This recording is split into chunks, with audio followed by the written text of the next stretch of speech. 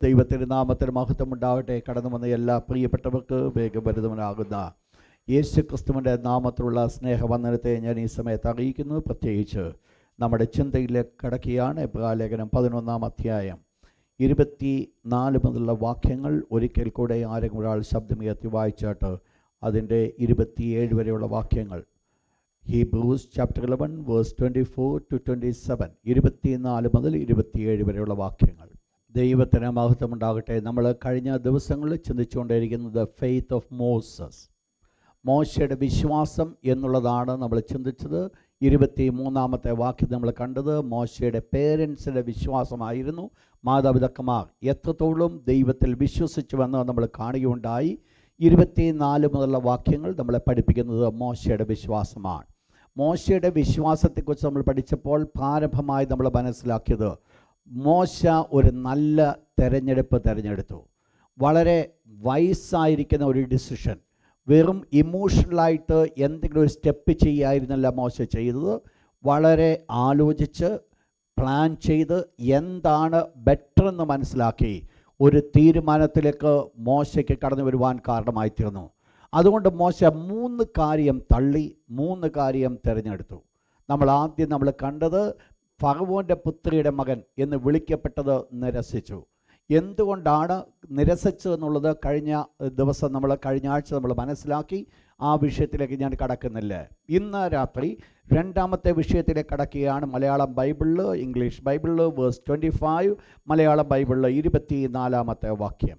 ഒരിക്കൽ ശബ്ദമുയർത്തി ആരെങ്കിലും വായിച്ചാട്ട് വീണ്ടും.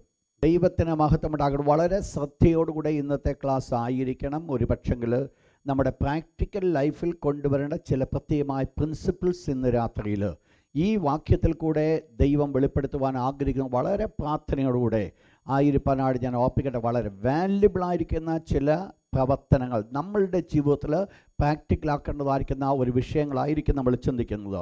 ഇവിടെ നമ്മൾ കാണുകയുണ്ടായി ഈ വാക്യത്തിൻ്റെ ഒക്കെ തുടക്കമെന്ന് പറയുന്നത് പ്രതിഫലം നോക്കിയത് കൊണ്ട്. മോശ ഒരു പ്രതിഫലം നോക്കി.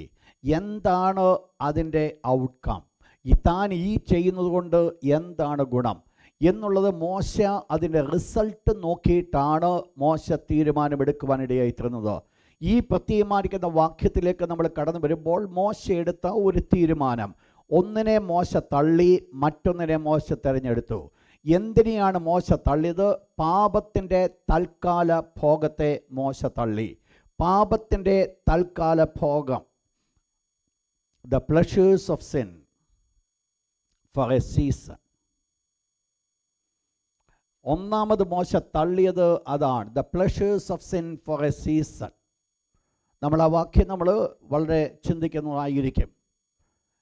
പാപത്തിൻ്റെ തൽക്കാല ഭോഗത്തെ മോശ നിരസിച്ചു. മോശ തിരഞ്ഞെടുത്തത് ദൈവജനത്തോടുകൂടെ കഷ്ടം അനുഭവിക്കുന്നത്. He selected sufferings with the God's people. ദൈവത്തിൻ്റെ ജനത്തോടുകൂടെ കഷ്ടം അനുഭവിക്കുന്നത് തിരഞ്ഞെടുത്തു. നിങ്ങൾ മനസ്സിലാക്കണം, രണ്ടും 2 വ്യത്യസ്തമായിരിക്കുന്ന രീതിയിലുള്ള കാര്യങ്ങളാണ്. ഒന്ന്, നമ്മളിവിടെ ചിന്തിച്ചത് താൽക്കാലികമായിരിക്കുന്ന ഭോഗത്തെ മോശ വേണ്ടെന്ന് വെച്ചു. ആക്ച്വലി എന്താണ് മോശ അത് വേണ്ടെന്ന് വെക്കുവാൻ കാരണമായിത്തീർന്നത്? മോശ ജീവിച്ചു വന്നത് കൊട്ടാരത്തിൽ നമുക്കറിയാം. തൻ്റെ വായിച്ചിട്ട് അപ്പോസ്തലർ 17-ാം അധ്യായം 22-23 വാക്യം, ആക്ട്സ് ചാപ്റ്റർ 7 വേഴ്സ് 22 and 23. മോശ മിസ്രയീമ്യരുടെ സകല ജ്ഞാനവും അഭ്യസിച്ചു.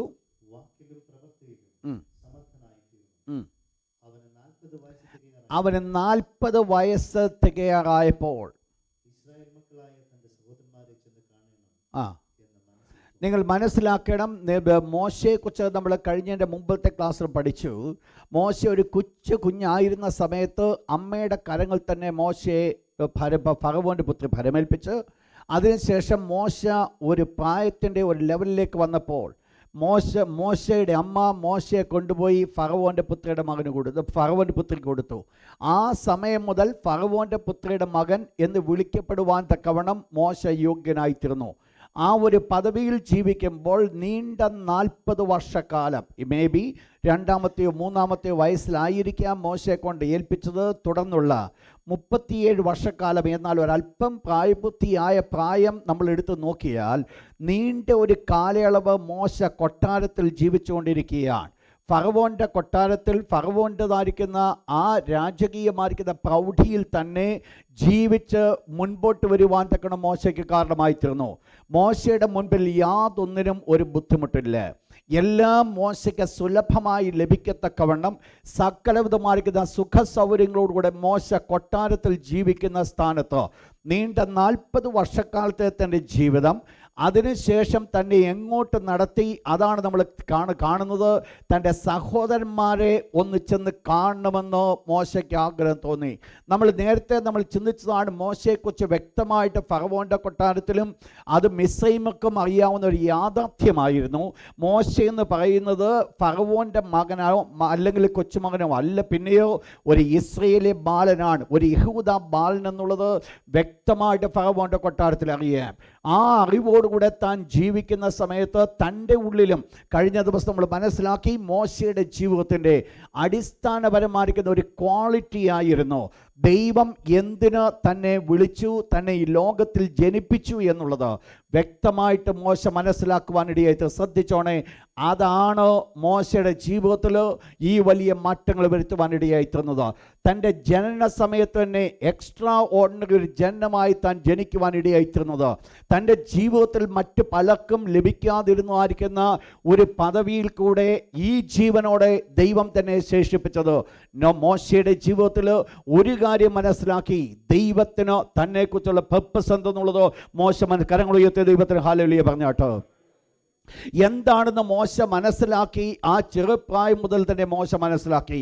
മറ്റൊന്നുമല്ല, ഇസ്രയേൽ ജനം ഒന്നടങ്കമായി കാത്തിരുന്നൊരു വിഷയമായിരുന്നു ഇസ്രയേൽ മക്കളുടെ മിസ്രൈമിൽ നിന്നുള്ള പുറപ്പാട്. നിങ്ങൾക്കറിയാം, അവരുടെ വല്യപ്പച്ചനാകുന്ന അബ്രഹാമിനോട് സ്വർഗത്തിലെ ദൈവം ഓൾറെഡി ഒരു വാഗ്ദത്തം കൊടുത്തിട്ടുണ്ട്.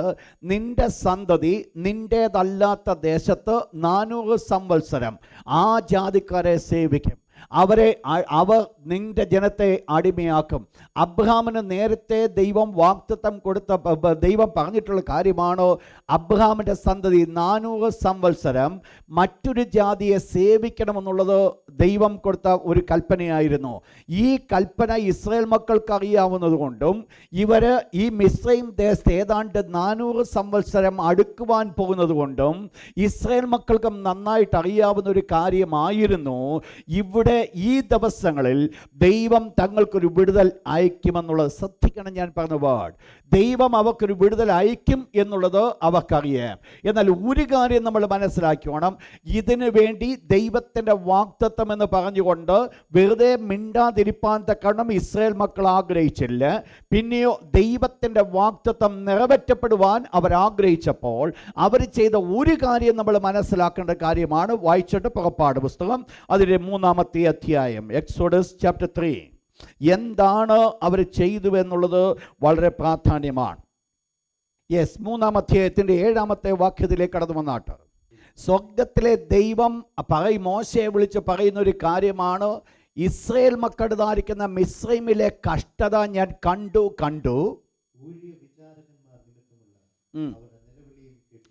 അവരുടെ നിലവിളി ഞാൻ കേട്ടു. എന്തുവാ അവർ നിലവിളിച്ചത്? അവർ നിലവിളിച്ചത് ഒരു കാര്യമാണ്, ദൈവമേ നീ എന്നാ ഞങ്ങളെ വിടുവിക്കുന്നത്. നിങ്ങൾ ശ്രദ്ധിക്കണം, ഞാൻ പറയുന്ന പോയിന്റ് ഓൾറെഡി അവർക്കറിയാവുന്ന ഒരു കാര്യമാണ്. 400-ാമത്തെ വർഷം ദൈവം അബ്രഹാമിനോട് കൽപ്പിച്ചതുപോലെ അവർക്കൊരു പുറപ്പാടിൻ്റെ സമയമാണ്. ഈ 400-ാമത്തെ വർഷം എന്ന് പറഞ്ഞ അന്യജാതിക്കാരെ സേവിക്കുന്ന സമയം എന്ന് പറയുന്നത് യോസെഫ് മിസ്രൈമിൽ വന്ന സമയം മുതൽ, അല്ലെങ്കിൽ ഇസ്രായേൽ മക്കൾ യാക്കോബും അവൻ്റെ സന്തതിയും മിസ്രൈമിൽ വന്ന സമയം മുതലാണെന്നുള്ളത് അവർക്കറിയാം. കണക്ക് കൂട്ടി നോക്കിക്കഴിഞ്ഞാൽ ഏകദേശം 400 സംവത്സരത്തോട് അടുത്ത് നിൽക്കുന്ന സമയമാണ് സമയമാണ്. ഇതുകൊണ്ട് ഇവർ മിണ്ടാതിരുന്നില്ല. ദൈവം അബ്രഹാമിനോട് കൽപ്പിച്ചിട്ടുണ്ട്, അതുകൊണ്ട് ഞങ്ങൾക്കൊരു ഉദ്ധാരകൻ ഉണ്ടാകും എന്ന് അവർ മിണ്ടാതിരിക്കുവല്ല അവർ ആഗ്രഹിച്ചത്. ആ പ്രസന്റ് ക്രൈസിസിൽ അവർ ദൈവത്തോട് നിലവിളിക്കുവാനായിട്ടിടയായിരുന്നു. സ്വർഗത്തിലെ ദൈവം ഉദ്ധാരകനെ അയക്കുവാനുള്ള കാരണം, സ്വർഗത്തിലെ ദൈവം മോശയോട് ഇപ്രകാരം പറഞ്ഞു, ഇസ്രായേൽ മക്കളുടെ ഞരക്കം ഞാൻ കേട്ടു, അവരുടെ കഷ്ടത ഞാൻ കണ്ടു. ഇന്ന് രാത്രി ദൈവമക്കൾ മനസ്സിലാക്കണം, നമുക്കെല്ലാവർക്കും ഒരു കാര്യം അറിയാം. കാലങ്ങളുടെ അളവ് വെച്ച് നമ്മൾ നോക്കിയാൽ, സമയത്തിൻ്റെ ഒന്ന് വെച്ച് നമ്മൾ പഠിച്ചു കഴിഞ്ഞാൽ, നമ്മുടെ അരുമനാഥനാകുന്ന യേശു വാനമേഘത്തിൽ കടന്നു വരുന്ന ഒരു സമയമായി എന്നുള്ളത് എനിക്കും നിങ്ങൾക്കും അറിയാം. എന്നാൽ ഒരു കാര്യം ദൈവസഭ മറന്നു കളയരുത്, അവരുടെ ഉള്ളിൽ ഇടയ്ക്കിടയ്ക്കെങ്കിലും ഒരു ശബ്ദം ഉയരേണ്ടതിരിക്കുന്നു. അത് മറ്റൊന്നുമല്ല, ആമേൻ കർത്താവേ നീ വേഗം വരണം. അതുകൊണ്ടാണ് ദൈവദാസൻ പറഞ്ഞത്, നീ വന്നല്ലാതെ എൻ്റെ കണ്ണുനീര് മാറത്തില്ല, നീ വന്നല്ലാതെ എൻ്റെ വേദന മാറത്തില്ല. ദൈവമക്കളുടെ ജീവിതത്തിൽ കഷ്ടത കടന്നു വരുമ്പോൾ, ദൈവമക്കൾ പ്രശ്നങ്ങൾ കൂടെ കടന്നു പോകുമ്പോൾ അവർ നിലവിളിക്കേണ്ട ഒരു നിലവിളിയാണ്, എൻ്റെ കഷ്ടത, നമ്മുടെ കഷ്ടത മാറ്റപ്പെടുന്ന ഒരൊറ്റ സമയമേ ഉള്ളൂ. എൻ്റെ അരുമനാഥനാകുന്ന യേശു വാനമേഘത്തിൽ എഴുന്നള്ളുന്ന ഒരു സമയത്ത് മാത്രമേ ഉള്ളൂ. അതിനു മുൻപ് കഷ്ടത വന്നാൽ മാറത്തില്ലേ? മാറും. പക്ഷേ അടുത്തൊരു കഷ്ടത വീണ്ടും ഉണ്ട്. ഈ ലോകത്തിൽ നാം ജീവിക്കുന്നിടത്തോളം കാലം കഷ്ടങ്ങൾ ഒന്നിന് പിന്നാലെ ഒന്ന് വന്നുകൊണ്ടിരിക്കും. ദൈവം അതിന് പിന്നാലെ ജയം തന്നുകൊണ്ടിരിക്കും. എന്നാൽ എൻ്റെ കഷ്ടത എന്നേക്കുമായിട്ട് മാറ്റപ്പെടുന്ന ഒരു സമയമാണോ എൻ്റെ അരുമനാഥനാകുന്ന യേശു വാനമേഘത്ത് കടന്നു വരുമ്പോൾ. അങ്ങനെയെങ്കിൽ എനിക്കും നിങ്ങൾക്ക് ഉണ്ടാകേണ്ട ഒരു പ്രാർത്ഥനയാണ്, ആമേൻ കർത്താവേ വേഗം വരണമേ. എൻ്റെയും നിങ്ങളുടെ കഷ്ടതയുടെ കണ്ണുനീര് കടന്നു വരുമ്പോൾ ആ കണ്ണുനീരിൽ കൂടെ ദൈവത്തോടൊന്ന് പ്രാർത്ഥിക്കണം, കർത്താവേ നീ വന്നല്ലാതെ എൻ്റെ കണ്ണുനീര് മാറത്തില്ല. കരങ്ങൾ ഉയർത്തി ദൈവത്തിന് ഹല്ലേലൂയ പറഞ്ഞാട്ട്. ഇതെല്ലാം അവർ മനസ്സിലാക്കിയതാണോ?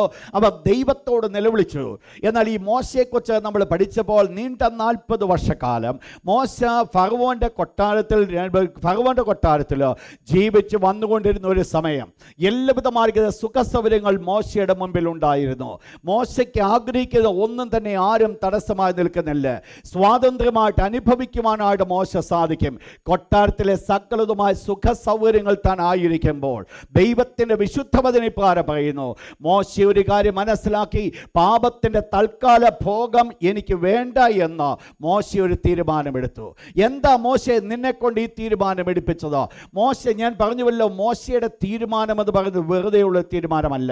വളരെ ആലോചിച്ച് ചിന്തിച്ച് അതിൻ്റെതായിരിക്കുന്ന പരിണിത ഫലം മനസ്സിലാക്കി, എന്താണ് അതുകൊണ്ടുള്ള ഗുണമെന്ന് മനസ്സിലാക്കി വയസ്സായിരിക്കുന്ന ഒരു ഡിസിഷനാണ് മോശ എടുത്തത്. പ്രതിഫലം നോക്കിയത് കൊണ്ടാണ് മോശ ഈ തീരുമാനമെടുത്തെങ്കിൽ ഈ തീരുമാനവും മോശയുമായിട്ടുള്ള ബന്ധം എന്താ? അതിൽ ഒന്നാമത്തെ ഭാഗത്തോട് പറയുന്നു, പാപത്തിൻ്റെ താൽക്കാലിക ഭോഗം എന്ന് വെളിപ്പെടുത്തുന്നുവെങ്കിൽ മോശ ഒരു കാര്യം മനസ്സിലാക്കി, ഈ പാപത്തിൻ്റെ എന്തെങ്കിലും പാപത്തിന് ഒരു സന്തോഷമില്ലെന്നല്ല, പാപം ചെയ്യുന്നവരുടെ സന്തോഷമില്ലെന്നുള്ളതല്ല. ലോകത്തിൽ ജഡീയ മോഹങ്ങൾക്കനുസരണമായിട്ട് കടന്നു പോകുമ്പോൾ അതിനകത്തൊരു സംതൃപ്തി, ഒരു പ്ലഷർ ഉണ്ട് എന്നുള്ളത് മോശ സമ്മതിക്കുന്നുണ്ട്. എന്നാൽ ആ പ്ലഷറും ഇതുമായിട്ടൊന്ന് മോശ താരതമ്യം ചെയ്തപ്പോൾ മോശ ഒരു കാര്യം മനസ്സിലാക്കി, പാപത്തിൻ്റെ സന്തോഷമെന്ന് പറയുന്നത് വെറും താൽക്കാലികം മാത്രമാണ്. പാപത്തിൻ്റെ സന്തോഷമെന്ന് പറയുന്നത് താൽക്കാലികം മാത്രമാണ്. ദൈവജനം മനസ്സിലാക്കണം, ഞാനും നിങ്ങളും ഒന്നുകിൽ പല രീതിയിൽ പാപങ്ങൾ ചെയ്യുന്നവരായിരിക്കാം. എന്നാൽ ഒരു കാര്യം നമ്മൾ മനസ്സിലാക്കണം, എന്ത് പാപം ആരുടെ ജീവിതത്തിൽ കടന്നു വരുന്നുവോ അതിനകത്തൊരു സന്തോഷം കണ്ടെത്തുവാൻ ആഗ്രഹിക്കുന്നത് നിങ്ങൾ മനസ്സിലാക്കണം. ഇവിടെ പറയപ്പെടുന്നതായിരിക്കുന്ന പാപമെന്ന് പറയുന്നത് പ്രധാനമായിട്ട് തൻ്റെ ലോകത്തോട് അല്ലെങ്കിൽ തൻ്റെ ജഡത്തിൻ്റെ ഇച്ഛകളെയാണോ ഇവിടെ ഒരു പാപമായിട്ട് കാണിക്കുന്നത്? തൻ്റെ ജഡത്തിൻ്റെ ഇഷ്ടങ്ങൾ, ആ ജഡത്തിൻ്റെ ഇഷ്ടങ്ങൾ ഒരു പാപമാകുന്നുവെങ്കിൽ താനൊരു കാര്യം മനസ്സിലാക്കി, ആ ജഡത്തിൻ്റെ ഇഷ്ടങ്ങൾക്കനുസരണമായിട്ട് ഞാൻ മുൻപോട്ട് കടന്നു പോകുന്നുവെങ്കിൽ അതിൻ്റെ പരിണിത ഫലം വെറും താൽക്കാലികം മാത്രമാണോ, നിത്യമല്ല. ഞാൻ ഈ വാക്യം ഞാനത് ചിന്തിച്ച് നോക്കി. പ്രത്യേകിച്ച് ഞാൻ അതുകൊണ്ടാണ് നമ്മൾ ഒന്നാം പാഠമായിട്ടും എടുത്തപ്പോൾ ഉൽപ്പത്തി പുസ്തകം 3-ാം അധ്യായം എടുത്തത്.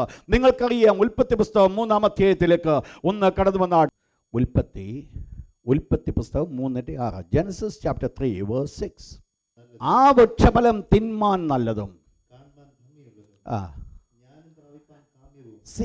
നിങ്ങൾ ശ്രദ്ധിക്കുക, ഹവ്വ ആ വൃക്ഷത്തിൻ്റെ ഫലത്തെ കണ്ടപ്പോൾ താൻ ആ വൃക്ഷഫലം തനിക്ക് കാണുവാൻ ഇടയായിത്തീർന്നത് ഒരു സന്തോഷം കൊടുക്കുന്ന ഒരു വസ്തുവായിട്ടാണ്.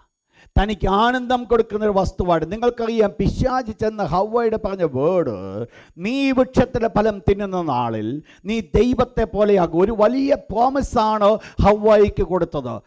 അതാണ് ഹവ്വ ഈ വൃക്ഷത്തിൻ്റെ ഫലത്തിൻ്റെ പ്രത്യേകതകൾ മനസ്സിലാക്കിയത്. പക്ഷേ ഈ വൃക്ഷത്തിൻ്റെ ഫലം തിന്നു കഴിഞ്ഞിട്ടുള്ള ആദമിൻ്റെയും ഹവ്വയുടെയും അവസ്ഥ നമ്മൾ നോക്കിയാൽ അതിൻ്റെ 10ാമത്തെ വാക്യമാണത് വായിച്ചത്, വേഴ്സ് 10. ഒരു നൈമിഷികമായിരിക്കുന്ന ചില നിമിഷങ്ങൾക്ക് വേണ്ടിയുള്ള സന്തോഷം അതിനടുത്ത സമയത്തിൽ എന്തിലേക്ക് പോയി? ഒരു ഭയത്തിലേക്ക് കടന്നുപോയി, ഒരു വേദനയിലേക്ക്, ഒരു ഭയം. നിങ്ങൾ മനസ്സിലാക്കണം, ഈ ഒരു പാപം അവരുടെ ജീവിതത്തിൽ നിത്യമായിരിക്കുന്ന ഒരു സന്തോഷം അവർക്ക് കൊടുത്തില്ല, നിത്യമായിരിക്കുന്ന ഒരു ആനന്ദമായിരുന്നില്ല അവർക്ക് കൊടുത്തത്.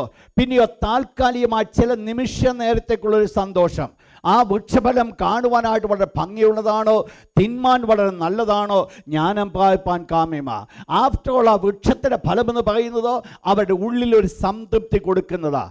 ഈ സംതൃപ്തി കൊടുക്കുമെന്ന് മനസ്സിലാക്കിക്കൊണ്ടാണ് ആ വൃക്ഷത്തിൻ്റെ ഫലം അവർ തിന്നതെങ്കിലും തിന്നു കഴിഞ്ഞ് വിതിൻ നോ ടൈമിൽ ആ വൃക്ഷത്തിൻ്റെ ഫലത്തിൻ്റെ സംതൃപ്തി അല്ല അവരനുഭവിക്കുന്നത്, അതിന് ഓപ്പോസിറ്റായിട്ടാണ്. നമ്മുടെ എല്ലാവരുടെയും ജീവിതത്തിൽ നമ്മൾ ചെയ്യുന്ന പാപങ്ങൾ പലപ്പോഴും ഫോഴ്സിബിളി, ഒന്നുകിൽ അഡിക്റ്റഡ് ആയിരിക്കാം, അല്ലെങ്കിൽ ഫോഴ്സിബിളി ആയിരിക്കാം. ആ ചെയ്യുന്ന പാപങ്ങളെക്കുറിച്ച് നമ്മൾ നോക്കിയാൽ വാസ്തവമായിട്ട് ഒരു ദൈവത്തോട് ബന്ധമുള്ളൊരു ദൈവ പൈതലാകുന്നുവെങ്കിൽ ഈവൻ ആ പാപം കടന്നു വന്നതിന് ശേഷവും അവർക്ക് യാതൊരു സ്വസ്ഥതയും ഉണ്ടാകത്തില്ല.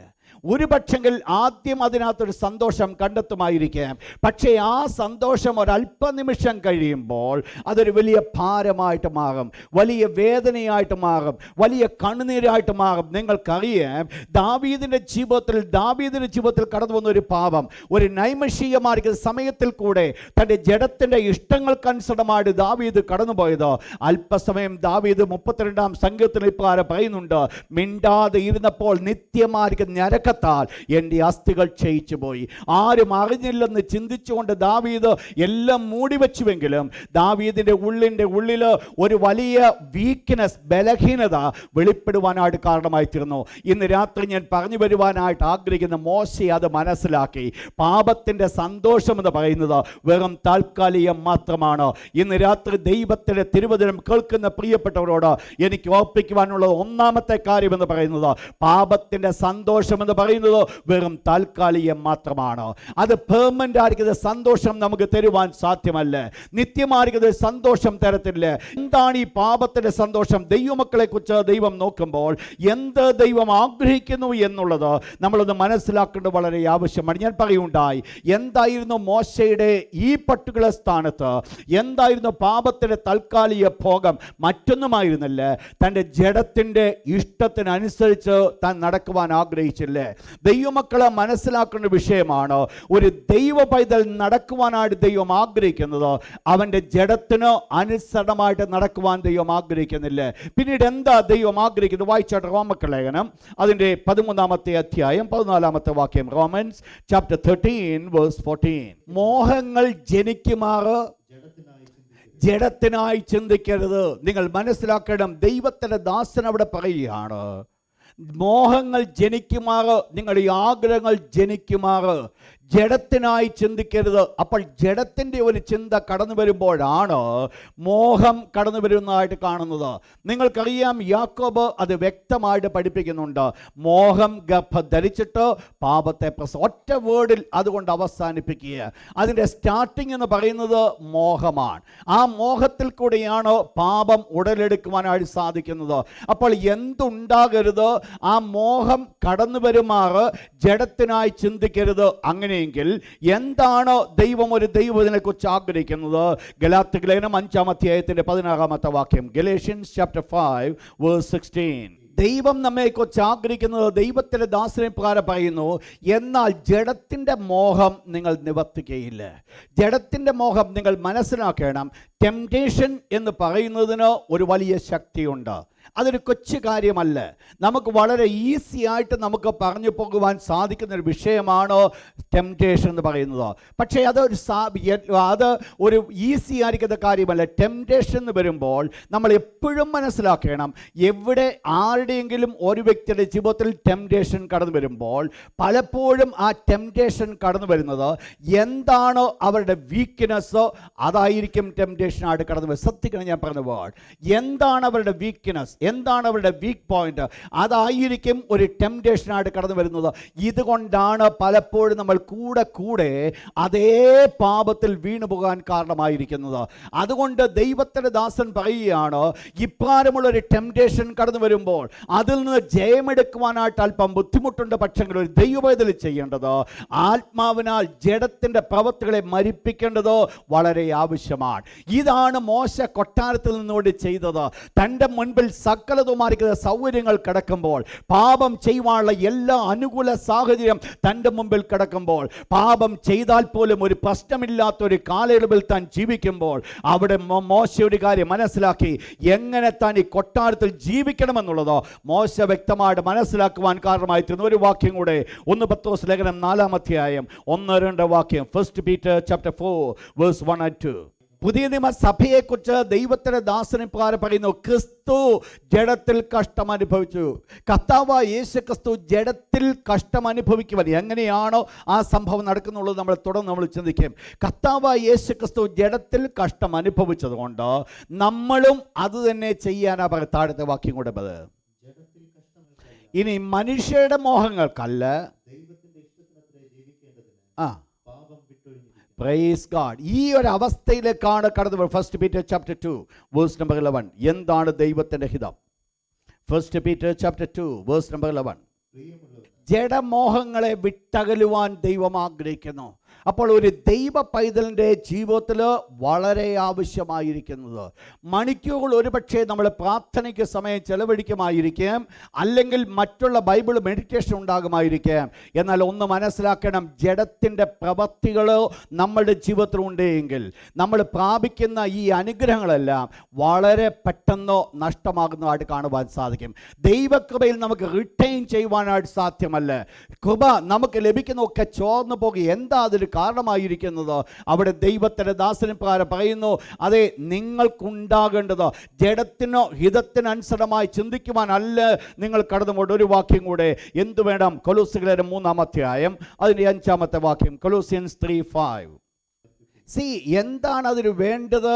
മോർട്ടിഫൈ യുവർ ബോഡി. ഇതുകൊണ്ട് മാത്രമേ ഒരു ക്രിസ്തീയ ജീവിതം അനുഗ്രഹം നടക്കുവാൻ സാധിക്കുകയുള്ളൂ.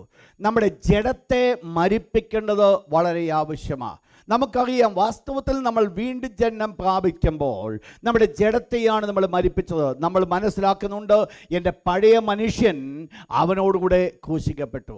അതുകൊണ്ട് പഴയ മനുഷ്യൻ ക്രൂശിക്കപ്പെട്ടത് കൊണ്ട് എൻ്റെ ഉള്ളിൽ ചിന്തിക്കേണ്ട വിഷയമാണ്, ഇന്ന് ഞാൻ ഈ ശരീരത്തിൽ ജീവിക്കുന്നുവെങ്കിലും പഴയ മനുഷ്യനല്ല എന്നിൽ ജീവിക്കുന്നത്, ഒരു പുതിയ മനുഷ്യനാണ് ജീവിക്കുന്നത്.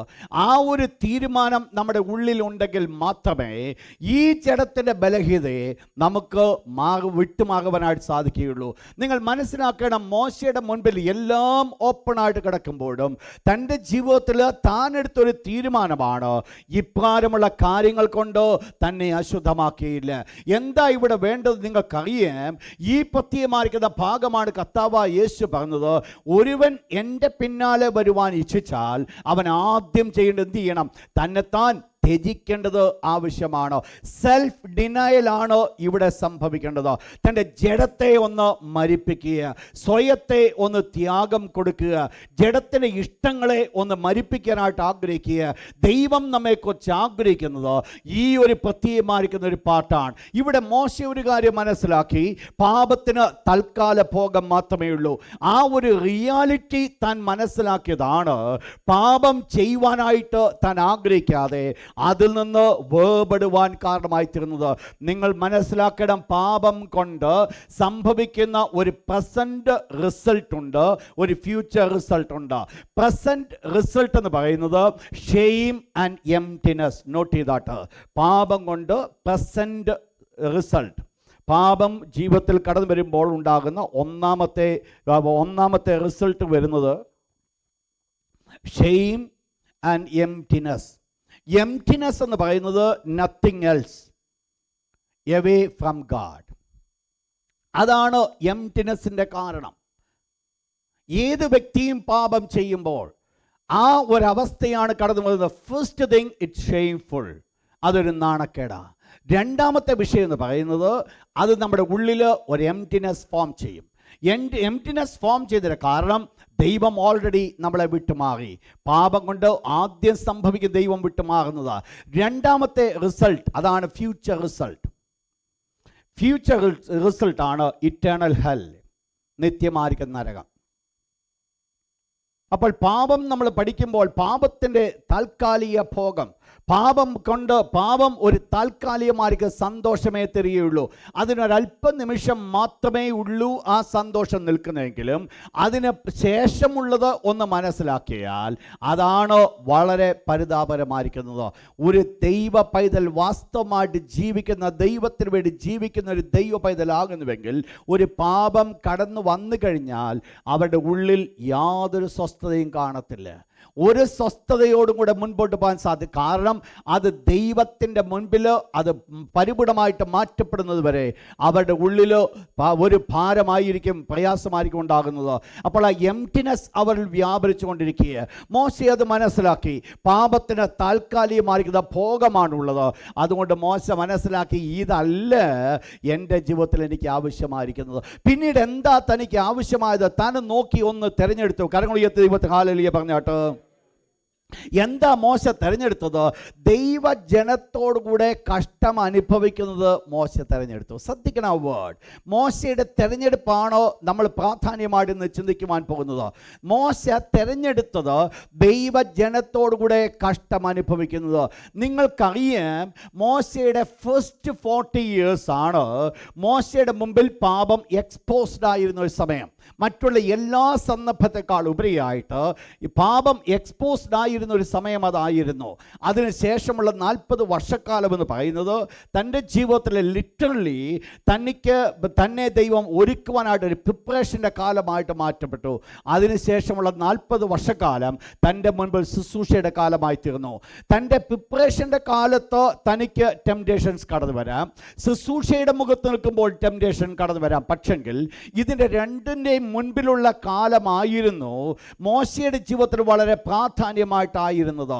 ഇവിടെ മോശയ്ക്ക് എന്ത് സംഭവിച്ചു? കൊട്ടാരത്തിൽ താൻ ജീവിക്കുമ്പോൾ പാപത്തിൻ്റെ തൽക്കാല ഭോഗം വേണ്ട എന്ന് വെക്കുക മാത്രമല്ല മോശ ചെയ്തത്, ദൈവജനത്തോടുകൂടെ കഷ്ടം അനുഭവിക്കുന്നത് മോശ തിരഞ്ഞെടുത്തു. നിങ്ങൾ മനസ്സിലാക്കണം, 40 വർഷം വരെ മോശ ഒരു ഇസ്രയേലിൻ്റെ അടുത്ത് പോയതായിട്ട് വേദപുസ്തകം പഠിപ്പിക്കുന്നില്ല. 40ാമത്തെ വയസ്സിലാണ് മോശയ്ക്ക് ഒരാഗ്രഹം തോന്നിയത് സഹോദരന്മാരെ ചെന്ന് കാണണമെന്ന്. ഈ 40ാമത്തെ വയസ്സ് വരെ മോശ കൊട്ടാരത്തിൽ ജീവിക്കുമ്പോൾ പാപത്തിൻ്റെ തൽക്കാല ഭോഗം വേണ്ട എന്ന് വെച്ചുകൊണ്ട് ദൈവജനത്തോടുകൂടെ കഷ്ടം അനുഭവിക്കുവാനായിട്ട് മോശ തിരഞ്ഞെടുത്തു. ഞാൻ പറയുന്ന വേർഡ് നിങ്ങൾ മനസ്സിലാക്കണം. ദൈവജനമാകുന്ന ഇസ്രായേൽ മക്കൾ കഷ്ടപ്പെടുന്നത് വെളിംപ്രദേശത്താണെങ്കിലും മോശ കൊട്ടാരത്തിൽ ജീവിക്കുമ്പോൾ വെളിംപ്രദേശത്തായിരുന്ന ഇസ്രായേൽ ജനം എന്ത് കഷ്ടത അനുഭവിക്കുന്നുണ്ട് അതേ അനുഭവം മോശയ്ക്ക് കൊട്ടാരത്തിൽ അതേ ഒരു അവസ്ഥയിൽ കൂടെ മോശ കടന്നുപോയിട്ട് ശ്രദ്ധിക്കണം. ആ വേർഡ് ഞാൻ പറഞ്ഞു വരുന്നത്, ഞാൻ പറഞ്ഞ വേർഡ് ഇതാണ്. ഇസ്രായേൽ മക്കൾ കൊട്ടാരത്തിന് വെളിയില്ല, അവർ കൊട്ടാരത്തിനകത്തല്ല. പക്ഷെങ്കിൽ മോശ ഈ കൊട്ടാരത്തിൽ ജീവിക്കുമ്പോൾ പുറത്തുള്ള ഇസ്രായേൽ മക്കൾ എങ്ങനെയാണ് പുറത്ത് കഷ്ടപ്പെടുന്നത്, ആ ഒരു ആറ്റിറ്റ്യൂഡായിരുന്നു മോശയ്ക്ക് ഇവിടെ കൊട്ടാരത്തിനകത്തുണ്ടായിരുന്നത്. മോശ തിരഞ്ഞെടുത്തതെന്ന് പറയുന്നത് കാലങ്ങൾ കഴിഞ്ഞിട്ട് ദൈവജനത്തോടുകൂടെ കഷ്ടമനുഭവിക്കുവാനല്ല മോശ തിരഞ്ഞെടുത്തത്. കൊട്ടാരത്തിൽ താൻ സുഖസൗകര്യങ്ങളോട് ജീവിക്കുമ്പോൾ താൻ ഒരു തീരുമാനമെടുത്തു, പാപത്തിൻ്റെ തൽക്കാല ഭോഗം എനിക്ക് വേണ്ട, ദൈവജനത്തോടുകൂടെ കഷ്ടം അനുഭവിക്കണം. ഞാൻ പറഞ്ഞു വേർഡ് നിങ്ങൾ മനസ്സിലായും ചിന്തിക്കുക. ഞാൻ പറഞ്ഞു വന്നത്, മോശ ദൈവജനത്തോടുകൂടെ കഷ്ടം അനുഭവിക്കുവാൻ തുടങ്ങിയ സമയമെന്ന് പറയുന്നത് 40ാമത്തെ വയസ്സിൽ പോയിട്ട് ചെയ്ത ഒരു പ്രവർത്തനം കൊണ്ടല്ല, പിന്നെയോ കൊട്ടാരത്തിൽ ജീവിക്കുന്ന സമയം തന്നെ. ആറ്റിറ്റ്യൂഡ് ഓഫ് മോശയുടെ ആറ്റിറ്റ്യൂഡ് അതായിരുന്നു. തൻ്റെ ജനം ഇസ്രായേൽ മക്കൾ തൻ്റെ സഹോദരന്മാർ കഷ്ടം അനുഭവിക്കുന്നു. എങ്ങനെ അത് പറയുവാനായിട്ട് സാധിക്കും?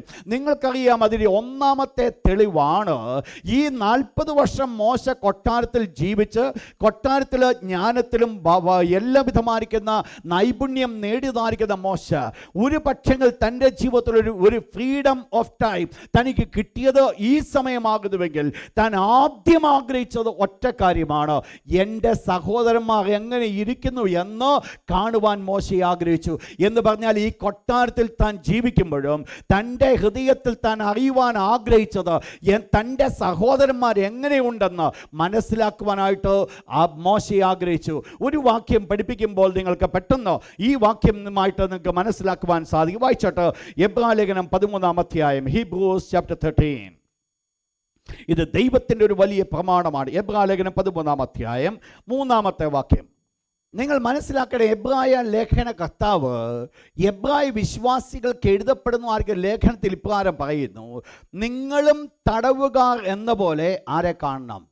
തടവുകാരെ കാണണം.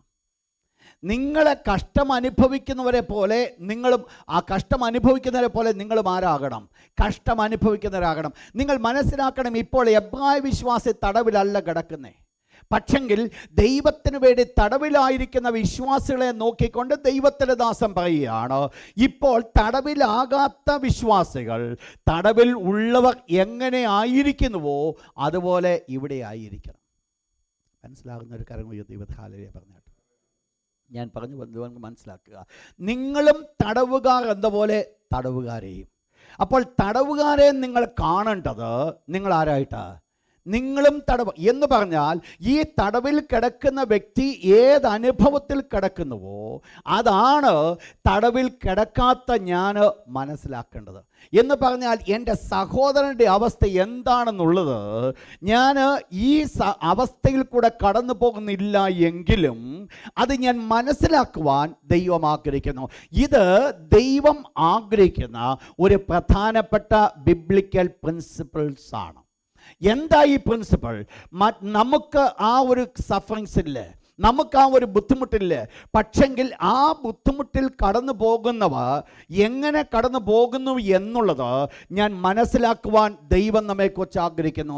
നിങ്ങൾ മനസ്സിലാക്കണം, കൊട്ടാരത്തിൽ ജീവിക്കുന്ന മോശയ്ക്ക് ഈ സഹോദരന്മാരെ നോക്കിയിട്ട് യാതൊരു കാര്യവുമില്ല, അവരുടെ കഷ്ടത മനസ്സിലാക്കിയിട്ട് യാതൊരു കാര്യവുമില്ല. പക്ഷെങ്കിൽ ദൈവം തന്നെ വിളിച്ചത് അതിനാണെന്ന് മനസ്സിലാക്കി മോശ അതിനനുസരണമായിട്ട് തൻ്റെ ജീവിതത്തെ ഏൽപ്പിച്ചു കൊടുക്കുകയാണ്. നിങ്ങൾക്കറിയാം, ഈ നെഹമ്യാവിൻ്റെ പുസ്തകം നമ്മൾ വായിക്കുന്ന സമയത്ത് നെഹമ്യാവ് ഇവിടെ കൊട്ടാരത്തിൽ രാജാവിൻ്റെ പാനപാത്രവാഹനായി നിൽക്കുന്ന ഒരു സമയം എന്ത് സംഭവിച്ചു? എപ്പോഴെല്ലാം യെരൂശലേമിൽ നിന്ന് ഒരു വ്യക്തി കടന്നു വരുമോ ആ സമയത്ത് നെഹമ്യാവിൻ്റെ ആദ്യത്തെ ചോദ്യം ഇതാണ്, എങ്ങനെയാണ് യെരൂശലേം കിടക്കുന്നത്? എന്താണ് യെരൂശലേമിൻ്റെ സിറ്റുവേഷൻ? കാരണം നെബൂഖദ്നേസർ രാജാവ് പണ്ട് കടന്നു വന്നപ്പോൾ അവിടം തീ വെച്ച് ചുട്ടുവെന്നുള്ള കാര്യം തനിക്കറിയാം. തന്നെ അടിമയാക്കി ഇപ്പോൾ ബാബിലോൺ സാമ്രാജ്യത്തിലോ പാർസ്യ സാമ്രാജ്യത്തെ കൊണ്ട് നിർത്തിയിരിക്കുകയാണ്. ഇപ്പോൾ താൻ ഇവിടെയായിരിക്കുമ്പോൾ താൻ ചിന്തിക്കുന്നത് ഇപ്പോൾ കൊട്ടാരത്തിൽ രാജാവിൻ്റെ പാനപാത്രവാഹനായിട്ട് ഒരു ഹയസ്റ്റ് റാങ്കിൽ താൻ നിൽക്കുമ്പോൾ എനിക്ക് അതിനെക്കുറിച്ച് ചിന്തിക്കേണ്ട എന്നല്ല നെഹമ്യാവ് മനസ്സിലാക്കിയത്. നെഹമ്യാവിൻ്റെ ഹൃദയമെന്ന് പറയുന്നത് യെരൂശലേമിൻ്റെ അവസ്ഥ അറിയുവാൻ തക്കവണ്ണം നെഹമ്യാവ് ആഗ്രഹിച്ചു. നിങ്ങൾ മനസ്സിലാക്കണം, താൻ ജീവിക്കുന്നത് ഇവിടെയാണ്. പക്ഷേ തൻ്റെ ഉള്ളം എപ്പോഴും ആഗ്രഹിച്ചു കൊണ്ടിരുന്നത് എന്താണ് അവിടെ സംഭവിക്കുന്നത് അത് മനസ്സിലാക്കുവാൻ ആഗ്രഹിക്കും. എന്ന് പറഞ്ഞാൽ ഈ കൊട്ടാരത്തിൽ താൻ ജീവിക്കുമ്പോഴും തൻ്റെ കംപ്ലീറ്റ് ആറ്റിറ്റ്യൂഡ്, തൻ്റെ ലിവിങ് സ്റ്റാൻഡേർഡും തന്നെ എന്ന് പറയുന്നത് ആ ഒരു അവസ്ഥയിൽ കൂടിയാണ് താൻ ജീവിച്ചു വന്നത്. അതിൽ കൂടിയാണ് താൻ മുൻപോട്ട് കടന്നു പോകുന്നത്. നിങ്ങൾ മനസ്സിലാക്കണം, മറ്റുള്ളവരുടെ വേദന എന്തെന്നും മറ്റുള്ളവരുടെ കണ്ണുനീർ എന്തെന്നും മനസ്സിലാക്കുവാൻ ദൈവം നമ്മെക്കുറിച്ച് ആഗ്രഹിക്കുന്നു. പലപ്പോഴും നമ്മൾ ഇവിടെ സുഖമായി ജീവിക്കുമ്പോൾ ഒരുപക്ഷെ ആ ഒരു അവസ്ഥ നമ്മൾ മനസ്സിലാക്കേണ്ട ഒരു കാര്യവുമില്ലായിരിക്കെ. എന്നാൽ ഒന്ന് മനസ്സിലാക്കുക, മനസ്സിലാക്കണം, ഒരു എസ്തേറിനോട് മൊർദെഖായി പറഞ്ഞ വേർഡ് ഇവിടെ വളരെ അന്വർത്ഥമാണ്. എന്താ ഇവിടെ എസ്തേറിനോട് മൊർദെഖായി പറഞ്ഞത്? ഒറ്റ കാര്യമാണ്. നിങ്ങൾക്കറിയാം, രാജാവ് ഒരു കൽപ്പന പുറപ്പെടുവിച്ചു. യഹൂദന്മാരെ മുഴുവൻ കൊന്നൊടുക്കാനായിട്ട് ഒരു ദിവസം തീരുമാനിച്ചു. അതിനനുസരണമായിട്ട് കൽപ്പന പുറപ്പെടുവിച്ച് അറ്റ് എനി മോമെന്റ് യഹൂദന്മാരെ ഭൂമിയിൽ നിന്ന് നിർമ്മാർജ്ജനം ചെയ്യുവാൻ സാധിക്കുമെന്ന് മനസ്സിലാക്കിക്കൊണ്ട് നിൽക്കുന്ന ആ സ്ഥാനത്ത് എന്ത് സംഭവിച്ചു? ഈ മൊർദെഖായി എസ്തേറിന്റെ അടുക്കിലേക്ക് കടന്നു വരികയാണ്. ഈ സ്ഥാനത്ത് ഈ ജനത്തെ രക്ഷിപ്പാൻ കഴിവുള്ള, ഭൗമികമായിട്ട് ചിന്തിച്ചു കഴിഞ്ഞാൽ കഴിവുള്ളതാണ് ഈ എസ്തേർ. അതുകൊണ്ട് മൊർദെഖായി കടന്നു ചെന്ന് എസ്തേറിനോട് ഈ കാര്യം പറഞ്ഞു. എസ്തേർ ഒരു കാര്യം പറഞ്ഞു. എസ്തേറിനോട് പറഞ്ഞ വേർഡ് നിങ്ങൾ ശ്രദ്ധിക്കണം. ഈ സമയത്ത് നീ മിണ്ടാതിരുന്നാൽ യഹൂദന്മാർക്ക് മറ്റൊരു സ്ഥലത്ത് നിന്നും ഉദ്ധാരണവും രക്ഷയും ഉണ്ടാകും എന്ന് പറഞ്ഞാൽ, ഇപ്പം നീ കൊട്ടാരത്തിൽ ജീവിക്കുന്നു, സകലവുമായ സുഖ സൗകര്യങ്ങളോടുകൂടെ ആയിരിക്കുന്നു. എന്നാൽ നീ നിന്റെ ജനത്തിൻ്റെ കഷ്ടതയെ ഈ കൊട്ടാരത്തിൽ ജീവിക്കുമ്പോൾ കാണുന്നില്ല എങ്കിൽ, നീ ഈ സകല സുഖ സൗകര്യങ്ങളോടുകൂടി ജീവിക്കുമ്പോൾ നിന്റെ ജനം നശിച്ചു പോകുന്നതിനെ കുറിച്ച് നിനക്കൊരു ഭാരമില്ല എങ്കിൽ, ഒരു ദിവസം കടന്നു വരും, ദൈവം നിന്നെ നശിപ്പിക്കും, ഞങ്ങൾക്ക് ഒരു ഉദ്ധാരണം ഉണ്ടാകും. നിങ്ങൾ ശ്രദ്ധിച്ചോണേ ഞാൻ ഈ പറഞ്ഞ വേർഡ്. എന്താ ഇവിടെ മോശയുടെ ജീവിതത്തിൽ സംഭവിച്ചത്? എന്താ? Exactly thing. തടവുകാർ എന്ന പോലെ തടവുകാരെ, തടവുകാർ, താനൊരു തടവുകാരനല്ല, പക്ഷെങ്കിൽ താൻ കാണുവാൻ ആഗ്രഹിച്ചത് ഒരു തടവുകാരൻ എങ്ങനെ ആയിരിക്കുന്നുവോ അതുപോലെ നാം ആയിരിക്കാൻ ആഗ്രഹിക്കുന്നു. നിങ്ങൾക്കറിയാം, ദൈവം നമ്മെക്കുറിച്ച് ആഗ്രഹിക്കുന്ന ഒരു വലിയ ദൈവിക പ്രമാണമാണ് ഇതെന്നുള്ളത് നമ്മൾ മനസ്സിലാക്കണം. എന്താ ഈ പ്രമാണം? ഒറ്റ വാക്യത്തിൽ നമ്മൾ ആ പ്രമാണത്തെ നമ്മൾ നോക്കിക്കഴിഞ്ഞാൽ നമ്മൾ മനസ്സിലാക്കണം. അതിൻ്റെ റോമക്കലേഖനം 15-ാം അധ്യായം 1-ാമത്തെ വാക്യം. അതിനു മുമ്പ് ഗലേഷ്യൻസ് 6:2, ഗലാത്യർക്ക് ലേഖനം 6-ാം അധ്യായം 2-ാമത്തെ, ഗലേഷ്യൻസ് 6:2 അതാദ്യം വായിച്ചോട്ടെ. ഗലേഷ്യൻസ് 6:2. നിങ്ങൾ ആ വേർഡ് അപ്പോസ്തലനായ പൗലോസ് പറയുന്നൊരു വേർഡാണ്. ഇങ്ങനെ ക്രിസ്തുവിൻ്റെ ന്യായപ്രമാണം നിവർത്തിപ്പീൻ. ക്രിസ്തുവിൻ്റെ ന്യായപ്രമാണം നിവർത്തിക്കുവാൻ നമുക്ക് സാധിക്കും. നിങ്ങൾക്കറിയാം, ന്യായപ്രമാണം നിവർത്തിക്കപ്പെടണമെങ്കിൽ അടിസ്ഥാനപരമായിട്ട് ഒരൊറ്റ സ്വഭാവം ആവശ്യമായിരിക്കും. എന്തുണ്ടെങ്കിലേ ന്യായപ്രമാണം നിവർത്തിക്കപ്പെടത്തുള്ളൂ? പറഞ്ഞേട്ടോ ഉച്ചത്തിൽ. സ്നേഹം. സ്നേഹത്തിൽ കൂടെ മാത്രമേ ന്യായപ്രമാണത്തിന് നിവർത്തീകരണം നടക്കുകയുള്ളൂ. ദൈവം എക്സ്പെക്റ്റ് ചെയ്യുന്നൊരു കാര്യം അതാ. ഈ സ്നേഹം കൊണ്ട് മാത്രമേ ആ പൂർണ്ണതയിലേക്ക് കടന്നു വരുവാൻ ആഗ്രഹിക്കത്തുള്ളൂ. ഇവിടെ ദൈവത്തിൻ്റെ ദാസന് പ്രകാരം പറയുന്നു, തമ്മിൽ ഭാരങ്ങളെ ചുമപ്പീൻ. ഇങ്ങനെ ക്രിസ്തുവിൻ്റെ ന്യായപ്രമാണം നിവർത്തിപ്പീൻ. അപ്പോൾ മറ്റൊരാളുടെ ഭാരം എനിക്ക് ചുമക്കുവാൻ സാധിക്കുമെങ്കിൽ, ആഫ്റ്റർ ഓൾ ഞാൻ ചെയ്യുന്നത് എന്താ ചെയ്യുന്നത്? ക്രിസ്തുവിൻ്റെ ന്യായപ്രമാണം നിവർത്തിക്കുക. നിങ്ങൾ ശ്രദ്ധിച്ചോണം, ഈ ഒരു പദവി എന്ന് പറയുന്നത് ഇറ്റ് ഈസ് സംവാട്ട് ഗ്രേറ്റ്. മറ്റുള്ളവരെ തമ്മിൽ ഭാരങ്ങളെ ചുമപ്പീൻ. മറ്റുള്ളവരുടെ ഒരു ഭാരം ചുമക്കുവാൻ തക്കവണ്ണം എനിക്ക് സാധിക്കുമെങ്കിൽ അതിൻ്റെ അർത്ഥം അവരുടെ ഭാരം ഞാൻ എൻ്റെ ശരീരത്തിൽ വഹിക്കണമെന്നല്ല അതിൻ്റെ അർത്ഥം. അവർ ഒരു ചെയിനിൽ കിടക്കുക, തടവിൽ കിടക്കുക, ചങ്ങല അവരുടെ കയ്യിലുണ്ട്. അതിൻ്റെ അർത്ഥം ഞാനും എൻ്റെ കൈ ഒരു ചങ്ങലയ്ക്കകത്തിട്ടച്ച് അനുഭവിക്കുവാനല്ല ദൈവം ആഗ്രഹിക്കുന്നു. അതല്ല ആഗ്രഹം. പിന്നെയോ, എന്താണ് അവരുടെ സിറ്റുവേഷൻ? ഏത് വേദനയിൽ കൂടെ അവർ കടന്നു പോകുന്നു, എന്ത് ഭാരത്തിൽ കൂടെ അവർ കടന്നു പോകുന്നു, ആ ഒരു പൊസിഷനിൽ ഞാൻ നിൽക്കുമ്പോൾ മാത്രമേ അവരുടെ വേദന എനിക്ക് മനസ്സിലാക്കാൻ പറ്റത്തുള്ളൂ. ഞാനൊരു തടവിൽ കിടക്കുന്ന വ്യക്തിയായിട്ട് എന്നെ തന്നെ കാണുമ്പോൾ എനിക്കൊരു കാര്യം മനസ്സിലാക്കാം. ഒരു തടവിൽ കിടക്കുന്ന വ്യക്തിക്ക് എന്തെല്ലാം ഭാരങ്ങൾ കൂടെ കടന്നു പോകണം, ഏതെല്ലാം പ്രയാസങ്ങൾ കൂടെ കടന്നു പോകണം, ഏതെല്ലാം ബുദ്ധിമുട്ടുകൾ കൂടെ കടന്നു പോകണം. ഇത് മനസ്സിലാക്കി ഞാൻ അവർക്ക് വേണ്ടി പക്ഷപാതം ചെയ്യുവാനാണ് ദൈവം നമ്മെക്കുറിച്ച് ആഗ്രഹിക്കുന്നത്. നിങ്ങൾ മനസ്സിലാക്കണം, ഈ ഒരു കാര്യം ഒരു ദൈവ പൈതൽ ചെയ്യുമ്പോൾ അവർ ചെയ്യുന്നത് ദൈവത്തിൻ്റെ ന്യായപ്രമാണം അവർ നിവർത്തിക്കപ്പെടുകയാണ്. ഞാൻ ഓർപ്പിക്കട്ടെ, ദൈവം നമ്മിൽ കൂടെ കാണുവാൻ ആഗ്രഹിക്കുന്ന ഏറ്റവും നല്ലൊരു ക്വാളിറ്റിയാണോ ഇത്? ഇതാണ് പലപ്പോഴും നമ്മൾ ചെയ്യുന്നത് മധ്യസ്ഥത എന്ന് പറയുന്നത്. എന്നാൽ പലപ്പോഴും നമ്മൾ ചെയ്യുന്ന മധ്യസ്ഥത ഒന്നുകിൽ ഒരു ഒഴുക്കം മട്ടിലായി പോകാറുണ്ട്. എല്ലായ്പ്പോഴും എല്ലാവരുടെയും വിഷയങ്ങൾ അതേ വേദനയോടുകൂടെ പ്രസൻറ്റ് ചെയ്യുവാനായിട്ട് പലപ്പോഴും നമുക്ക് സാധിക്കത്തില്ല. എന്നാൽ ഞാൻ ഓർപ്പിക്കട്ടെ, അറ്റ്ലീസ്റ്റ് ഒരു ദിവസം ഒരാളുടെയെങ്കിലും വേദന, അവരുടെ വേദനയുടെ സ്ഥാനത്ത് ഞാൻ നിന്നുകൊണ്ട്, അവരുടെ ഭാരങ്ങളുടെ സ്ഥാനത്ത് ഞാൻ നിന്നുകൊണ്ട്, അവരുടെ ചുറ്റുപാടുകൾ എന്നെ തന്നെ നിർത്തിക്കൊണ്ട് ഏതെല്ലാം ബുദ്ധിമുട്ടിൽ കൂടെ അവർ കടന്നു പോകുന്നുണ്ട്, ആ കടന്നു പോകുന്ന ബുദ്ധിമുട്ടുകൾ കൂടെ ദൈവത്തിന് ഒന്ന് പ്രാർത്ഥിക്കുവാൻ സാധിക്കുമെങ്കിൽ ദൈവം അതാണ് നമ്മെക്കുറിച്ച് ആഗ്രഹിക്കുന്നത്. മോശ കൊട്ടാരത്തിൽ ജീവിക്കുക, കൊട്ടാരത്തിൽ യാതൊരു ബുദ്ധിമുട്ടും മോശയ്ക്കില്ല. പക്ഷെങ്കിൽ മോശയുടെ മനസ്സ് അപ്പോഴും ആയിരിക്കുന്നത് വെളിയിൽ ജീവിക്കുന്ന തൻ്റെ സഹോദരന്മാരുടെ ഭാരമുള്ള വേലയാ കാണുന്നത്, അവരുടെ പ്രയാസമാ കാണുന്നത്. അതാണ് തൻ്റെ മുൻപിൽ ഉണ്ടായിരുന്നത്. ആ ഭാരം ഉള്ള കാര്യങ്ങൾ മനസ്സിലാക്കിയതാണ് മോശയ്ക്കൊരവസരം കിട്ടിയപ്പോൾ ഒന്നാമത് ചെന്നിട്ട് അത് പോയി കണ്ടത്. ഇതിൻ്റെ ആഫ്റ്റർ എഫക്റ്റ് ആണ് മിസ്രൈമിനെ തള്ളിക്കൊല്ലുവാൻ കാരണം ഇതെല്ലാം ഇങ്ങനെ ചിന്തിച്ച് ഭാരങ്ങൾ മനസ്സിൽ വന്ന് എൻ്റെ സഹോദരന്മാരെ കഷ്ടപ്പെടുത്തുന്ന ആ വേദന മനസ്സിൽ വെച്ചുകൊണ്ട് അതിനനുസരണമായിട്ട് എങ്ങനെയെങ്കിലും വിടുവിക്കണമെന്ന് ആഗ്രഹിച്ചുകൊണ്ട് കടന്നു പോകുന്ന ഒരു സമയമാണ് മോശയുടെ ജീവിതത്തിൽ. എന്താ മോശ ചെയ്തത്? അവിടെ ദൈവത്തിൻ്റെ കരങ്ങൾ വെളിപ്പെടുത്തുവാൻ, ദൈവത്തിന് കൃപ കാണുവാൻ അവിടെ സാധ്യമായി എന്നുള്ളതാണ് നമ്മൾ മനസ്സിലാക്കുന്നത്. ഇന്ന് രാത്രി ഞാൻ ഓർപ്പിക്കട്ടെ, എന്നെക്കുറിച്ച് നമ്മെക്കുറിച്ച് ദൈവം ആഗ്രഹിക്കുന്ന ഒരു അവസ്ഥ, സ്വഭാവമാണ് നാം മറ്റുള്ളവരുടെ വേദന ചുമക്കുവാൻ ദൈവം നമ്മെക്കുറിച്ച് ആഗ്രഹിക്കുന്നു. വായിച്ചോട്ടെ ഒരു വാക്യം കൊണ്ട്, റോമൻസ് ചാപ്റ്റർ 15 വേഴ്സ് നമ്പർ 1, റോമലേഖനം 15-ാം അധ്യായം അതിൻ്റെ 1-ാമത്തെ വാക്യം. എന്നാൽ ശക്തരായിരിക്കും നാം അശക്തരുടെ ബലഹീനതകളെ ചുമക്കണം. അപ്പോൾ നമ്മൾ എന്ത് ചെയ്യണം?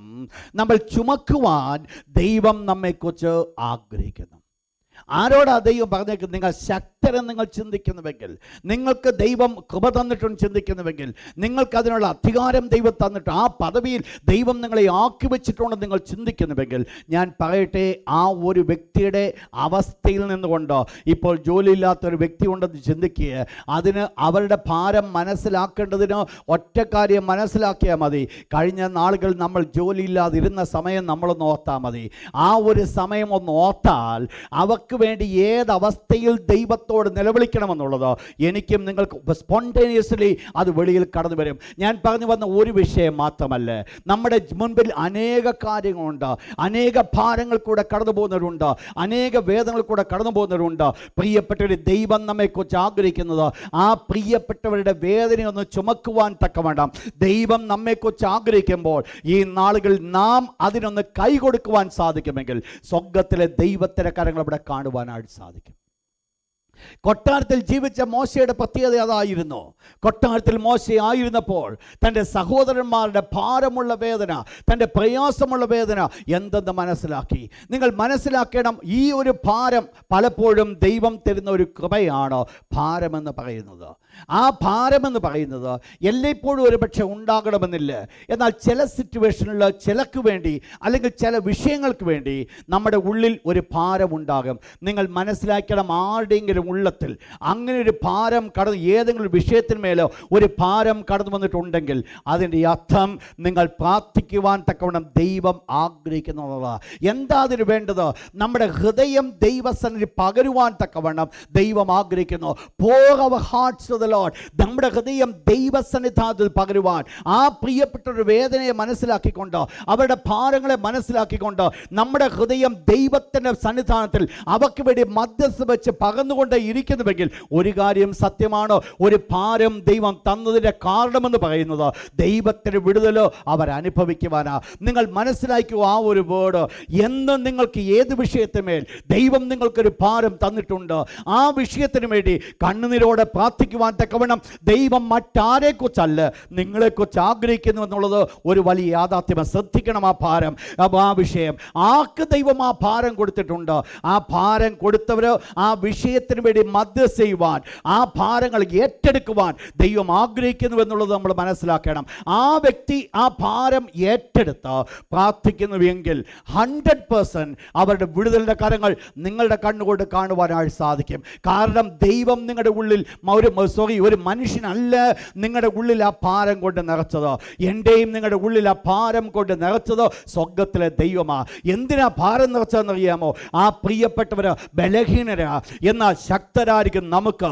അവർക്ക് വേണ്ടി പ്രാർത്ഥന സപ്പോർട്ട് ചെയ്യുവാൻ ദൈവം നമ്മെക്കുറിച്ച് ആഗ്രഹിക്കുമ്പോൾ അവർക്ക് വേണ്ടി ഒരു സപ്പോർട്ട് കൊടുക്കുവാൻ സാധിക്കുമെങ്കിൽ അതാണ് ദൈവം എക്സ്പെക്റ്റ് ചെയ്യുന്നത്. നിങ്ങൾക്കറിയാം, നമ്മുടെ ജീവിതത്തിൽ ഏത് കാര്യം നമ്മൾ പ്രാപിക്കുന്നുവോ ആ പ്രാപിക്കുന്ന യുദ്ധത്തിൽ കൂടിയാണ് നമ്മൾ പ്രാപിക്കുന്നത്. നമുക്ക് പോരാട്ടമുള്ളത് ജഡരക്തങ്ങളോടല്ല, പിന്നെയോ ദുഷ്ടാത്മസേനയോട്.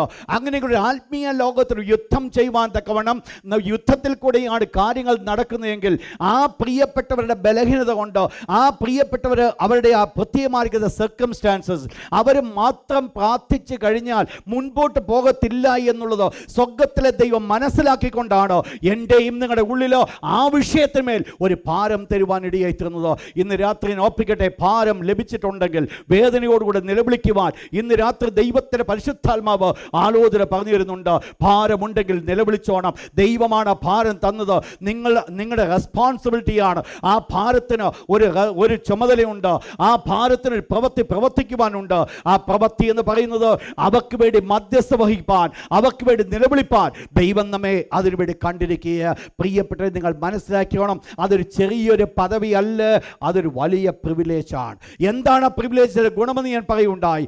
ആ പ്രിവിലേജ് എന്ന് പറയുന്നത് ന്യായപ്രമാണം മുഴുവൻ അനുസരിപ്പാൻ തക്കവണ്ണം ഒരു വ്യക്തി ഒന്നൊന്നായിട്ട് അനുസരിക്കേണ്ട കാര്യമില്ല. ഈ ഒരു പദവിയിൽ മറ്റുള്ളവർക്ക് വേണ്ടി തൻ്റെ ഭാരം ദൈവസന്നിധാനത്തിൽ കൊണ്ട് ഇറക്കി വെക്കുവാൻ, ആ വേദനയോടുകൂടെ പ്രാർത്ഥിക്കുവാൻ സാധിക്കുമെങ്കിൽ അവരുടെ ജീവിതം ഓട്ടോമാറ്റിക്കായിട്ട് ന്യായപ്രമാണം മുഴുവൻ നിവർത്തിക്കപ്പെടുവാൻ സാധിക്കും. കാരണം എന്നാണെന്നറിയാമോ? ഇത് സാധാരണ ഒരു വ്യക്തിയെ കൊണ്ട് നടക്കത്തില്ല. ഒരു സാധാരണപ്പെട്ട ഒരു ക്രിസ്ത്യൻ എന്ന് പറഞ്ഞാൽ നടക്കത്തില്ല. കാരണം ഇതിന് വളരെ ഫസ്റ്റ് തിങ് വേണ്ടത്, ദൈവം നമ്മുടെ ഉള്ളിൽ ആ വ്യക്തികളെക്കുറിച്ച് ഭാരം കടന്നു വരുന്ന മുമ്പ് ദൈവത്തിൻ്റെ സ്നേഹം നമ്മുടെ ഉള്ളിൽ ഉണ്ടായിരിക്കണം. നിങ്ങൾക്കറിയാം, ഏത് വ്യക്തിയുടെ ഉള്ളിലും ദൈവം ഒരു കൽപ്പന കൊടുക്കുമ്പോൾ, ഒരു ജോലി കൊടുക്കുവാനായിട്ട് ദൈവം പോകുമ്പോൾ ദൈവം ആദ്യം നോക്കുന്നത് സ്നേഹമാണ്. നിങ്ങൾക്കറിയാം, പത്രോസിനെ കർത്താവായ യേശു ഒരു ജോലി ഫലമേൽപ്പിക്കുവാൻ പോകുന്നതിന് മുമ്പ് കർത്താവായ യേശു പത്രോസിനോട് ചോദിച്ച ചോദ്യമാണ്, നീ ഇവരിൽ അധികമായി എന്നെ സ്നേഹിക്കുന്നു. എന്തിനാ യേശു ചോദിച്ചത്? യേശുവിന് ഒരു കാര്യം അറിയാം, എന്നെ സ്നേഹിക്കുന്നെങ്കിൽ മാത്രമേ ഈ ഭാരത്തോടുകൂടെ ഈ വേല ചെയ്യുവാൻ സാധിക്കത്തുള്ളൂ. ഒരു വലിയ റെസ്പോൺസിബിലിറ്റിയാണോ പത്രോസിന് ദൈവം കൊടുത്തത്. അത് വളരെ ഭംഗിയായി ചെയ്യുവാനായിട്ട് സാധ്യമായി തീർന്നു. ബലഹീനത ഇല്ലെന്നല്ല, എന്നാൽ ചെയ്യുവാൻ കാരണമായി എന്താ അതൊരു കാരണമായി തീർന്നത്? താൻ ആദ്യം കർത്താവിനെ സ്നേഹിച്ചു എന്നുള്ളതാണ്. ദൈവത്തെ സ്നേഹിക്കുന്നവർക്കാണ് ദൈവം അത് പകർന്നു കൊടുക്കുന്നത്, ദൈവം അത് പൊഴിച്ചു കൊടുക്കുന്നത്. ഈവൻ ഞാൻ പറഞ്ഞു വന്ന 2-3 വ്യക്തികളുടെ കാര്യത്തിൽ തന്നെ നമ്മൾ കണ്ട ഭാഗം ഇതാണ്. ഇവരുടെ എല്ലാവരുടെയും ജീവിതത്തിൽ ഇവരായിരുന്ന സുഖസൗകര്യത്തിൽ ഇവരായിരുന്നപ്പോഴും അവരുടെ മൈൻഡ് പോയതോ അവരുടെ സുഖസൗകര്യങ്ങൾ ജീവിക്കുവാനല്ല, പിന്നെയോ മറ്റുള്ളവരുടെ ഇല്ലായ്മയെന്ന് കാണുവാൻ അവർക്ക് സാധ്യമായി.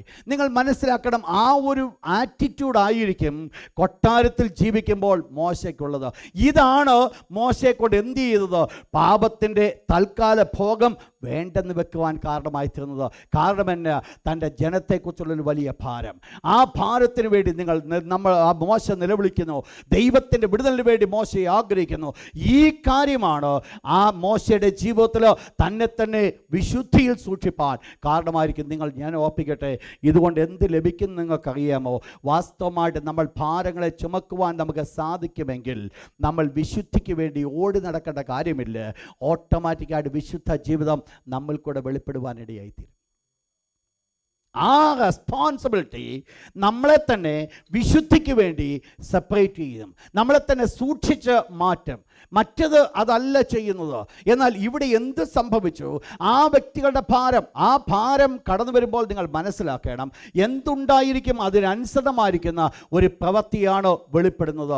മോശയുടെ ജീവിതത്തിൽ എന്ത് സംഭവിച്ചു? ദൈവത്തിൻ്റെ ദാസനെ പ്രകാരം പറയുന്നു, വിശ്വാസത്താൽ മോശ താൻ വളർന്നപ്പോൾ പാപത്തിൻ്റെ താൽക്കാലിക ഭോഗം അതല്ല മോശയുടെ മുൻപിലുണ്ടായിരുന്നത്, പിന്നെയോ ദൈവജനത്തോടുകൂടെ കഷ്ടം അനുഭവിക്കുന്നത് തിരഞ്ഞെടുത്തു. കൊട്ടാരത്തിൽ താൻ ജീവിക്കുമ്പോഴും ആ കഷ്ടതയ തൻ്റെ ആയുധം. ആ കഷ്ടതയാണോ തൻ്റെ ആറ്റിറ്റ്യൂഡ്? അതാണ് തൻ്റെ മുമ്പിൽ താൻ കാണുവാൻ ഇടയായിത്തീർന്നത്. അതിനനുസരണമായിട്ടാണ് തൻ്റെ ജീവിതത്തെ ക്രമീകരിപ്പാൻ ഇടയായിത്തീർന്നത്. ഇന്ന് രാത്രി ഞാൻ ചോദിക്കട്ടെ, ദൈവം നമ്മെക്കുറിച്ച് ആഗ്രഹിക്കുന്ന ഒരു കാര്യമാണ് തമ്മിൽ ഭാരങ്ങളെ ചുമപ്പാൻ ആഗ്രഹിക്കുന്നുവെങ്കിൽ ഇന്ന് രാത്രി നമ്മുടെ കണ്ണുകളൊന്ന് ഉയർത്തി നോക്കിയാൽ ഭാരമുള്ള വിഷയങ്ങൾ നമുക്ക് കാണുവാൻ സാധിക്കും. നമ്മൾ കണ്ണൊന്ന് ഉയർത്തി നോക്കാത്തതാണ് ഈ വിഷയം നമ്മൾ മനസ്സിലാക്കാത്തത്. അതുകൊണ്ടാണ് നമ്മുടെ പ്രാർത്ഥന ഒരു റൊട്ടീനായി മാറ്റപ്പെടുന്നത്. ഇന്ന് രാത്രി ദൈവമക്കളെ ഓർപ്പിക്കട്ടെ, ഏതെങ്കിലും വിഷയം നിങ്ങൾക്കറിയാം, ഒന്ന് തലപൊക്കി നോക്കിയാൽ എത്രയോ പേര് കഷ്ടപ്പെടുന്നത് ഏതെല്ലാം രീതിയിൽ. പക്ഷെങ്കിൽ അത് നമ്മുടെ വിഷയമായി ഒന്ന് ഏറ്റെടുക്കുവാൻ സാധിക്കുമെങ്കിൽ അതുകൊണ്ട് ഒരു ദോഷവും ഉണ്ടാകത്തില്ല, ഒരു തിരിച്ചടിയും ഉണ്ടാകത്തില്ല. അതിനകത്തുള്ളത് ഗുണം മാത്രമാണ്. എന്തുവാ ഗുണം? നമ്മളെ തന്നെ വിശുദ്ധിയിൽ സൂക്ഷിപ്പാൻ അതുകൊണ്ട് സാധിക്കും. വിശുദ്ധ ജീവൻ നയിപ്പാൻ, തെറ്റിൽ കടന്നു പോകാതെ മാറി നിൽക്കുവാൻ നമ്മെ സഹായിക്കും. ഇതുകൊണ്ട് സംഭവിക്കുന്നത് ദൈവത്തിൻ്റെ ന്യായപ്രമാണം എൻ്റെ ജീവിതത്തിൽ കൂടെ നിറവേറ്റപ്പെടുക. ഞാൻ അതിൻ്റെ പിന്നിൽ ഞാൻ കടന്നു പോകുന്നില്ല. പക്ഷെങ്കിൽ ഒന്ന് മനസ്സിലാക്കുക, ഇത് ദൈവം നമ്മെക്കുറിച്ച് ആഗ്രഹിക്കുന്നു. നിങ്ങൾ തടവുകാർ എന്ന പോലെ തടവുകാരെ. നിങ്ങൾ തടവിലല്ല. പക്ഷെങ്കിൽ ഒന്നോർക്കുക, തടവിൽ കിടക്കുന്നവരെ ഓർത്ത് അവരുടെ അനുഭവം ഒന്ന് മനസ്സിലാക്കി, അവരുടെ വേദനയൊന്ന് മനസ്സിലാക്കി, ആ വേദന ദൈവത്തിന് മുൻപാകെ വെക്കുന്നതാണ് തടവുകാരെ പോലെ നമ്മളും തടവുകാരാകുന്നത്. നമ്മളതിനു വേണ്ടി ഒന്നും അനുഭവിക്കുന്നില്ല, ശാരീരികമായിട്ട് നമ്മൾ ഒന്നും അനുഭവിക്കുന്നില്ല. പക്ഷേ എന്ത് ചെയ്യുക? അവരുടെ പ്രശ്നങ്ങളുടെ റിയാലിറ്റി ഒന്ന് മനസ്സിലാക്കി, അതിൻ്റെ എല്ലാ ഇഷ്യൂസും ഒന്ന് മനസ്സിലാക്കി ആ വേദനയോടുകൂടെ ദൈവത്തിനെ കൊണ്ട് വെക്കുന്നു. ഇന്ന് രാത്രി എല്ലാവരും കണ്ണുകളടച്ചാട്ട് ഒരു ചോദ്യം ഞാൻ ചോദിക്കട്ടെ, എത്ര പേർ ആഗ്രഹിക്കുന്നുണ്ട് ഈ ദിവസങ്ങളിൽ മറ്റുള്ളവരുടെ ഭാരങ്ങൾ അത് എൻ്റെ വിഷയമായി ഏറ്റെടുത്ത് അവർക്ക് വേണ്ടി മധ്യസ്ഥ വഹിപ്പാൻ എൻ്റെ ജീവിതത്തെ ഞാൻ ഏൽപ്പിച്ചു തരുന്നു? എത്ര പേർക്ക് പ്രാർത്ഥിക്കുവാൻ സാധിക്കും? ചുറ്റുപാടും അനേക പ്രിയപ്പെട്ടവർ കണ്ണുനീരിലായിരിക്കുമ്പോൾ, ചുറ്റുപാടും അനേക പ്രിയപ്പെട്ടവർ ഭാരങ്ങളിലായിരിക്കുമ്പോൾ ഇന്ന് രാത്രി ദൈവത്തോട് പറയുക, എൻ്റെ ദൈവമേ, ആ ഭാരപ്പെടുന്നവരുടെ വിഷയം കണ്ട് കാണാത്തവനെ പോലെ ജീവിക്കുവാനല്ല, പിന്നെ അത് കണ്ടുകൊണ്ട് അതിനനുസരണമായി ദൈവസന്നിധാനത്തിൽ കൊണ്ടുവെക്കുവാൻ. ഒരു പക്ഷെങ്കിൽ എനിക്ക് പ്രായോഗികമായിട്ട് പ്രാക്ടിക്കലായിട്ട് അവരെ സഹായിപ്പാൻ എനിക്ക് സാധിച്ചില്ലായിരിക്കാം. പക്ഷെ ഒന്ന് സാധിക്കും, വീട്ടിനകത്ത് മുറിയിലിരിക്കുമ്പോൾ ബലഹീനരെ ഒന്ന് താങ്ങുവാൻ ദൈവം ആഗ്രഹിക്കുന്നു. ബലഹീനരെ ഒന്ന് താങ്ങുവാൻ തക്കണ ദൈവം ഈ നാളുകളിൽ കർത്താവേ, എൻ്റെ ജീവിതത്തിൽ അവർക്കൊരു സപ്പോർട്ടീവായി തീരുവാൻ തക്കവണ്ണം അവരുടെ ഭാരം ചുമക്കുവാൻ ഇതാ കർത്താവേ എന്നെ തന്നെ സമർപ്പിക്കുന്നു. അതിനുവേണ്ടി ഞാൻ അല്പ നിമിഷങ്ങൾ മാറ്റുമെന്ന് ഇന്ന് രാത്രി ദൈവത്തിന് മുൻപാകെ സമർപ്പിക്കുന്ന പ്രിയപ്പെട്ടവർ എല്ലാ കണ്ണുകളും അടച്ചിരിക്കട്ടെ.